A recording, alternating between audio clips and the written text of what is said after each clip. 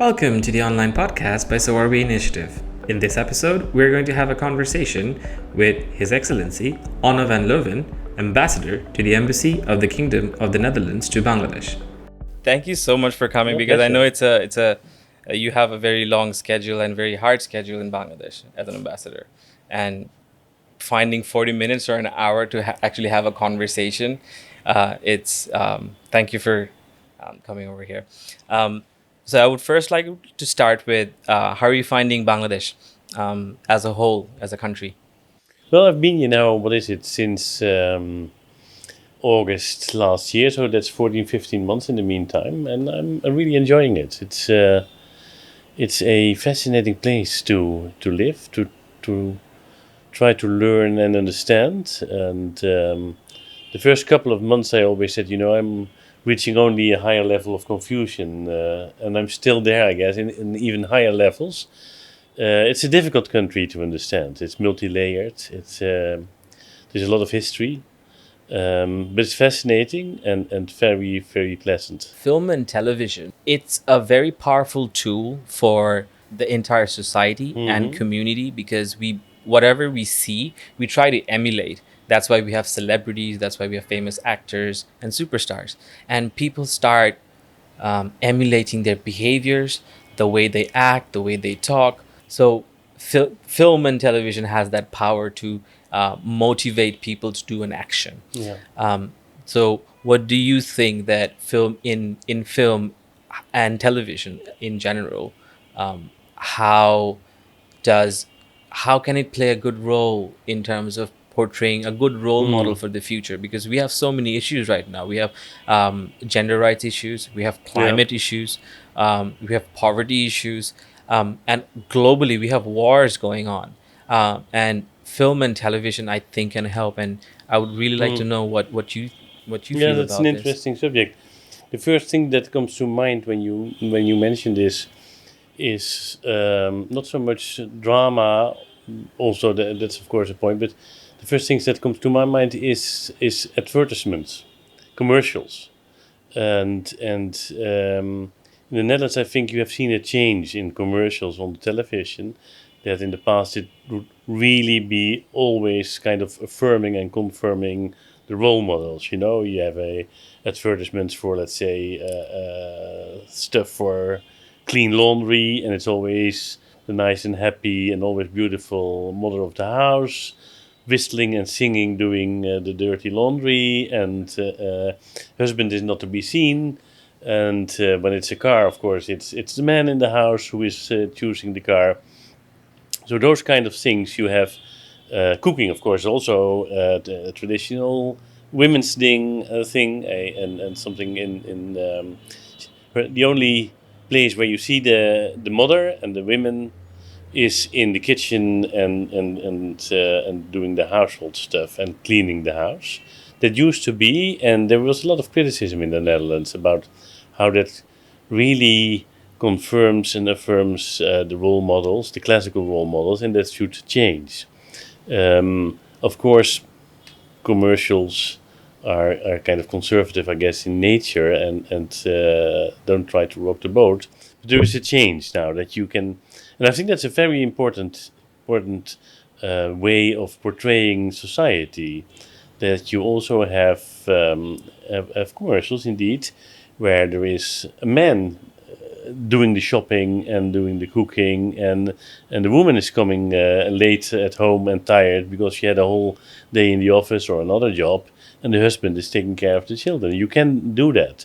It of course is the same in drama or in soaps, that you can have those kind of aspects, that you're very much aware of am I critically looking at what I'm depicting here, and am I only affirming the kind of classical traditional way that society functions and family households function, or can you just, let's say, open a window so that people who are not necessarily in their own life confronted or with those alternative ways of organizing your life, that they can have this kind of view and say, oh yes, of course, that's also possible. And just like you and me, it's just human beings that you see, whether it's a working woman or whether it's a gay couple.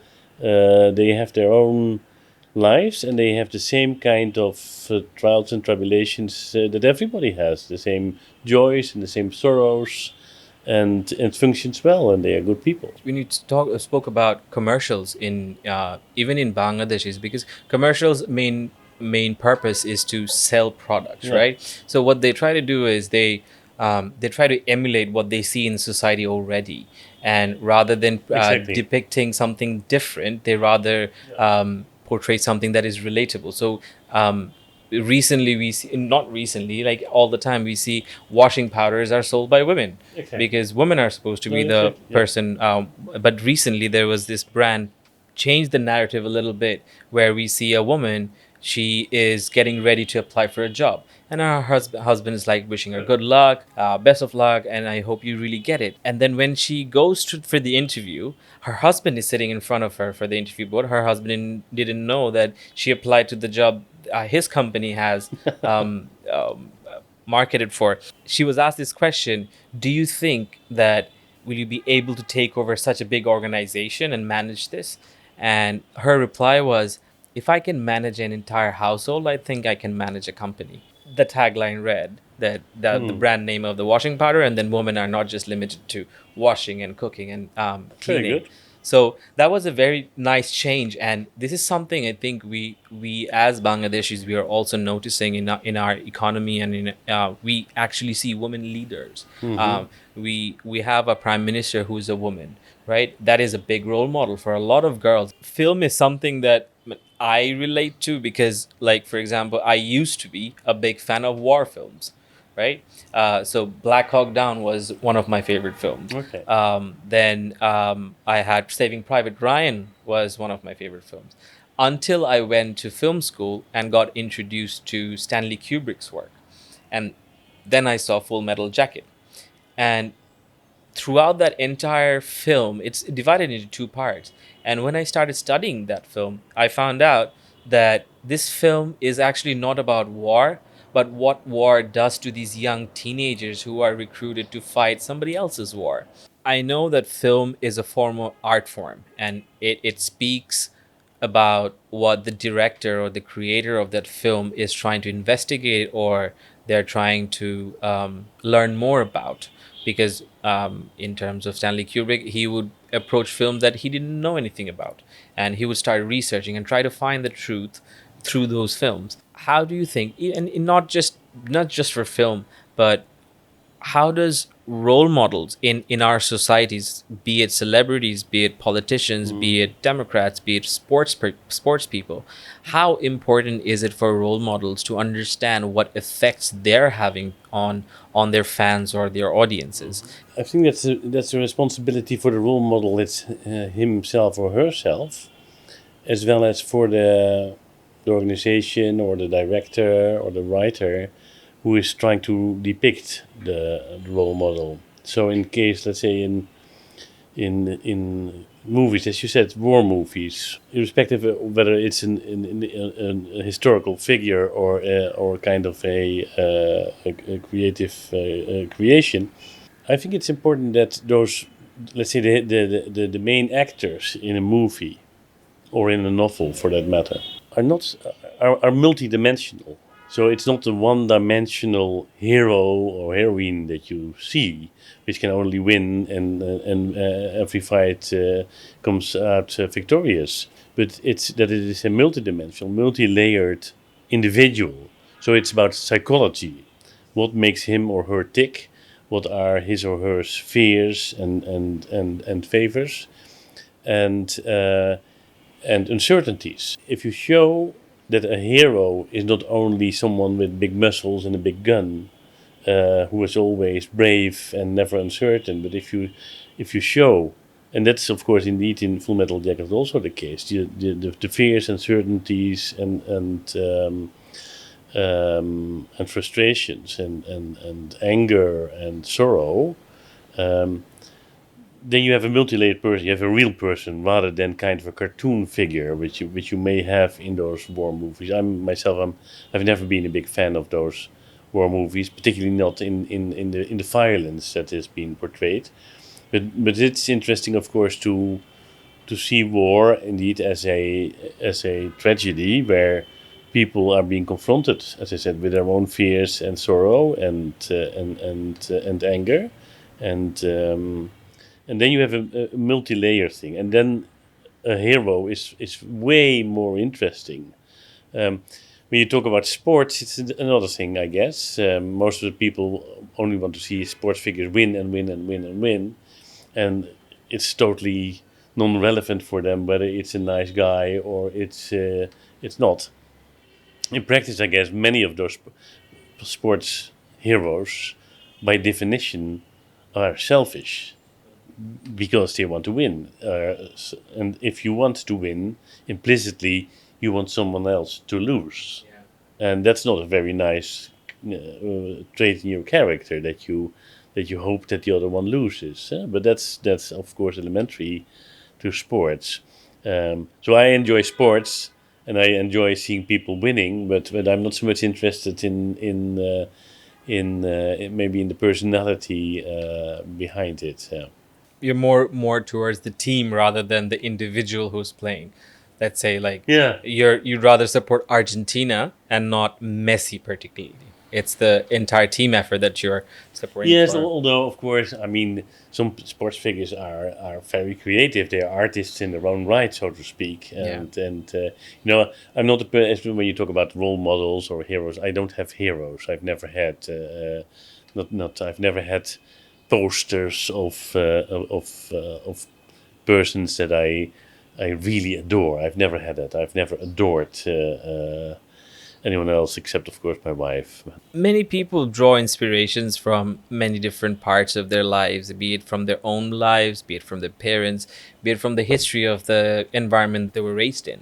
If you could go back and it's some part of your life and a certain moment where you felt that I need to make a change for good. I know you said that you yourself personally did not, let's say, you did not follow someone, but what would you say is a core understanding or core belief within yourself to move forward in a positive direction, and also um, having that open mind to learn new things?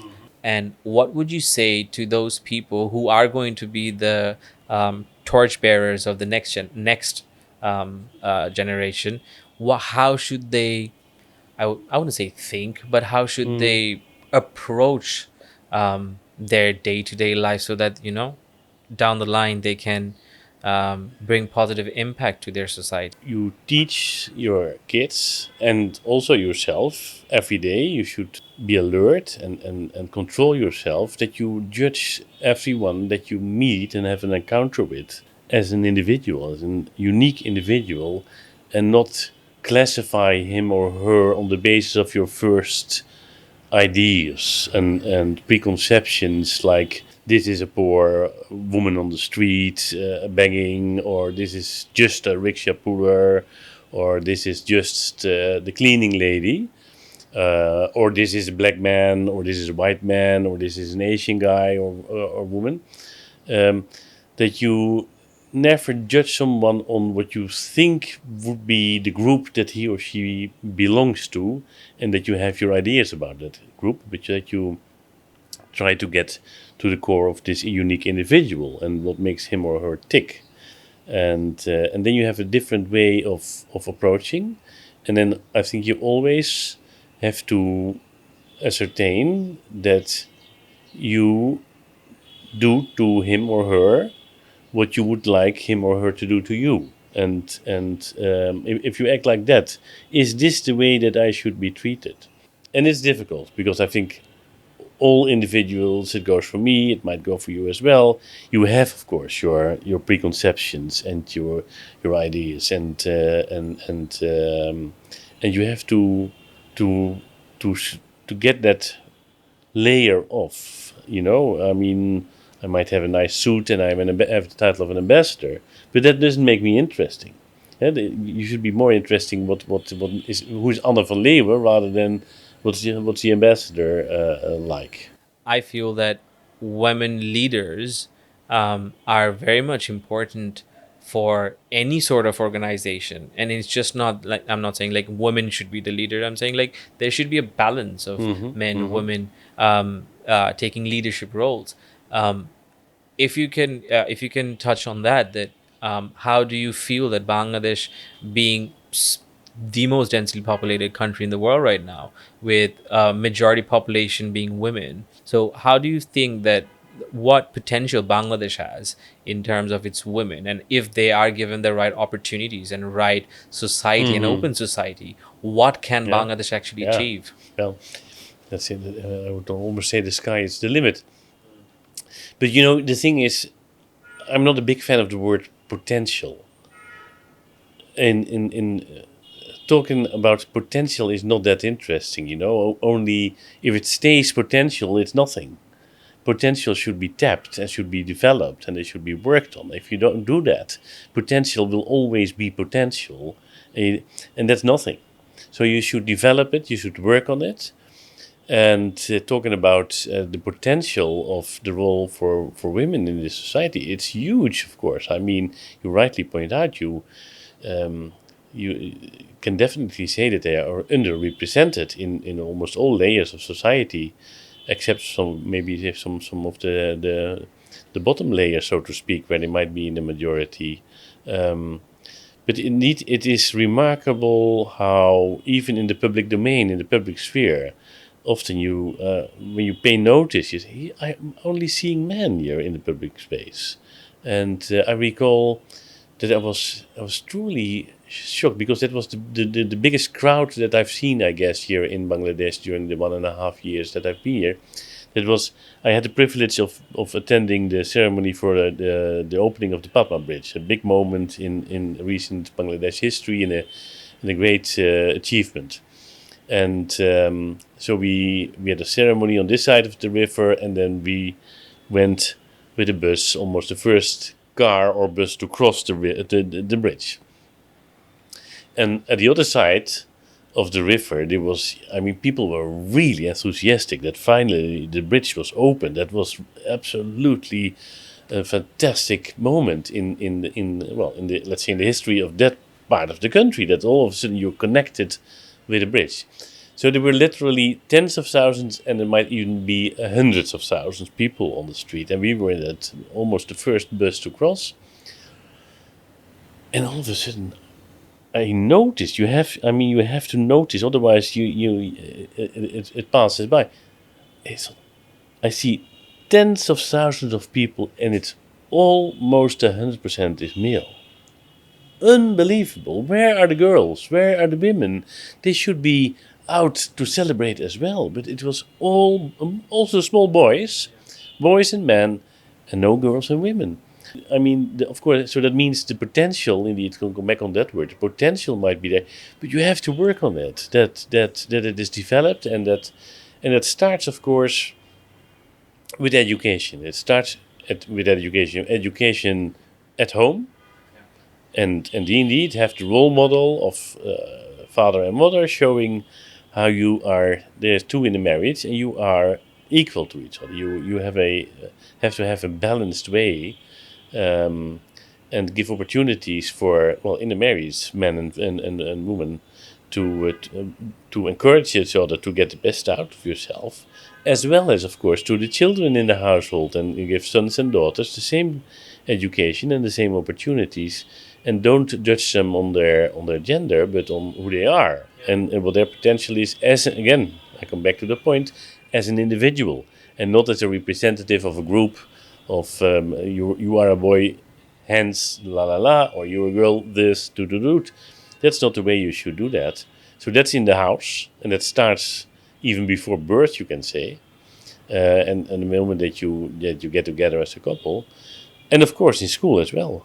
Absolutely, and that's very important, because if you don't work on that, potential will always be potential, and that's nothing. We need women throughout that entire role. And I mean, for myself, I would say that I kind of sometimes have disheartened, is that for the last 12 years I'm seeing a woman leading the country, and there's not a single woman wherever I go to meetings.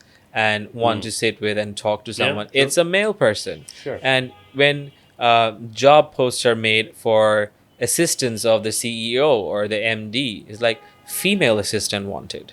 Yeah, Um, that's are true. we are in a way objectifying women in that way. It's like, why does it need to be a woman assistant? Why can't a man do that and let the CEO be the woman instead? Of course. uh, I recall on March 8th, International Women's Day, I was in a forum about access to finance for women in Bangladesh.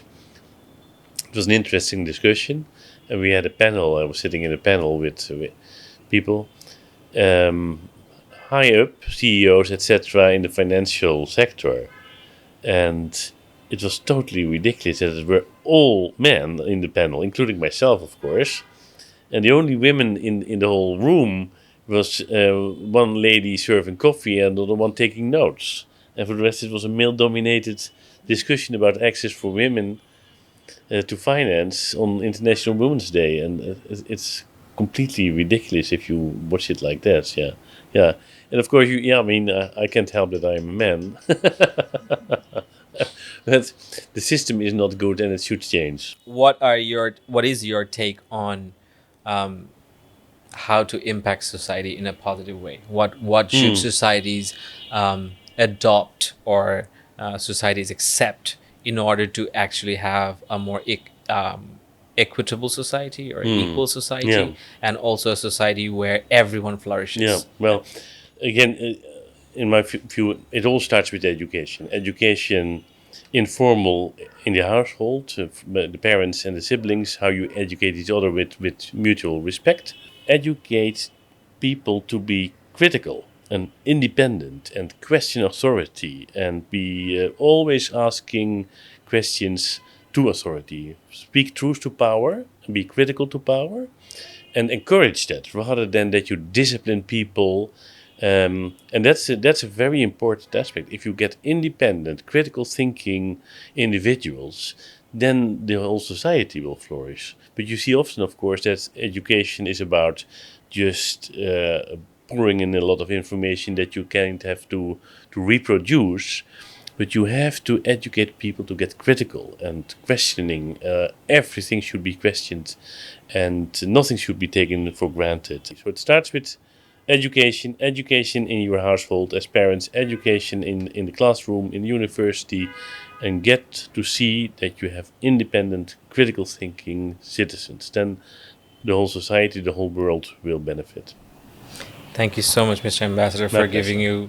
giving us so much of your time. I think we went aboard by half an hour, I think. But No worries. It was a your pleasure. Thank it you. was a It's pleasure, dark and outside in the meantime. it is, yes. So we can end this conversation here, Good, thank you. and we I can enjoyed it.